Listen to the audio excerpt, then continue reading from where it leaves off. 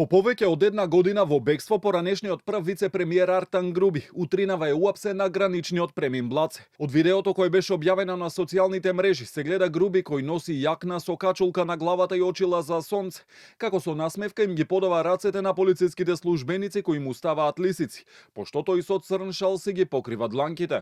Денеска во 6 часот и 10 минути на граничниот премин Блаце на влез во државата од слобода е лишен Артан Груби, кој беше баран со меѓународна потерница за истрага за сторено кривично дело. Груби е уапсен на истиот граничен премин со Косово, каде во средината на декември 2024, откако се најде на американската црна листа, пеш ја напушти земјава иако беше на стоп листа со активна мерка.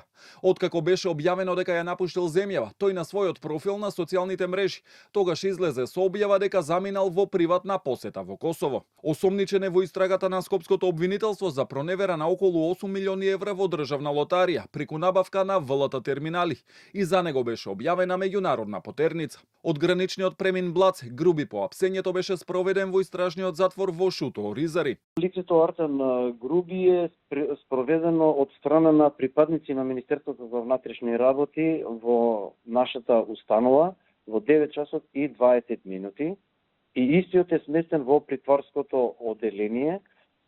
Вака првично гледано е во добра здравствена состојба, но истиот е во моментот препратен според нашите протоколи на доктор, каде што ќе се види неговата здравствена ситуација и ќе биде ставен, што се вели, во притворскиот дел. На Груби му е определен 30-дневен притвор во отсуство додека беше во бегство. Осомничен е за кривично дело проневера во службата, според обвинителството, како раководител на владина седница, одобрил барање на државна лотарија за јавна набавка на ВЛТ терминали, иако институцијата немала право самостојно да организира игри на среќа.